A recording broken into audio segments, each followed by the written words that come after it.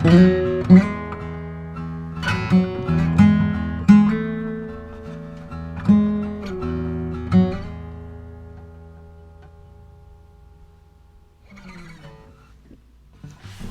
going to ask everyone to take a little journey with me right now. We're going to jump into an imagination. Imagine for a moment Mr. please address the council. Rick,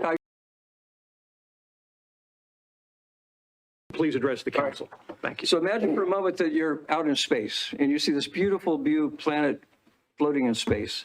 And you move closer and you see the hemisphere, North America, USA, until you get to Idaho, the Panhandle, and closer still, and you get to Kootenai County and finally Hayden, a community of outdoor-loving people, hikers, hunters, bird lovers, good people that in their heart they feel that they should be feeding wildlife in the wintertime, even though they shouldn't, when it feels so cold and snowy. So it's really regular family folk that love where they live.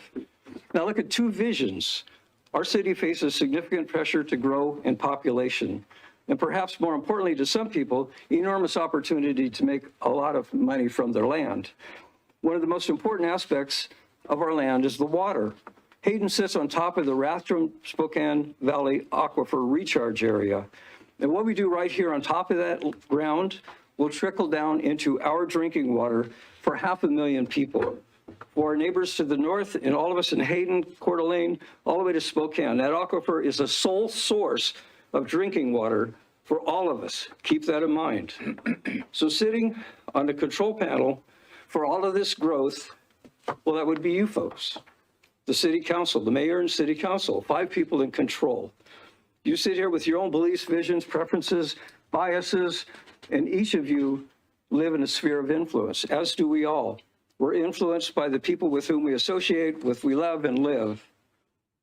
In your case, since you sit in a position of relative power in a community, you also have outside interests poking at your little balloons because they have their own interests and they want to influence you in your decisions for their own ends. That could be money, could be greed, or even like me, an attempt to get you thinking for a little higher purpose than me. My intent is for you to see a vision of managed growth. I'm not here saying no growth, I'm saying managed growth. For example, let's take any section of land controlled by the city. Some properties are perfect for home, and we're imagining here. Some are not as perfect, but they may be perfect for another reason. You can pick any parcel open for development. Why might a property not be perfect? Because we live in North Idaho, we're blessed with all these wonderful water filters called wetlands. They protect our water by filtering surface water, so our drinking water always stays pure and clean. Since we're imagining this property, let's say that about 1/3 of that is a designated U.S. Fish and Wildlife wetland. We want to protect that area. We want to build a buffer zone to protect the wetland area and maybe create a hiking trail for residents to enjoy. Around that wetland, you could set up informational signs so kids learn about the importance of the wetland and what it contributes to our very survival. What a beautiful development that would be to have nice homes nearby, a walking trail for the ducks, geese, and all numerous other animals that live there because of this wetland. It's a beautiful vision. Now let's imagine for a moment we don't use that vision. Let's take another one. Let's take that, and for the same property, let's blast up a bunch of basalt rock, grind up the rocks, and fill in the wetland, build a bunch of houses directly on top of that wetland. Now what do you have? You have perhaps you have a future lawsuit from the connected wetlands that are filling that. You're not going to stop the water. All you're going to do is have perhaps lawsuits from families that find their investment has been flooded and the wildlife all goes away because you destroy their habitat. Any or all of this could happen. So the question for you is, which vision do you support?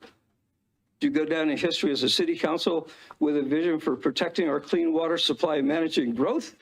Or are you here as just another pro-growth, developer-friendly bunch of controller councilmen? Your choice. Just keep in mind that we are watching. You were elected to safeguard our community and make informed decisions for the good of the community and residents. You were not hired to pave the land and provide a conduit for developers to make a lot of money on the back of our water supply. You were hired to manage properly how our city grows and to protect and love our land and ensure our drinking water stays clean. Please do that. Thank you for your comment.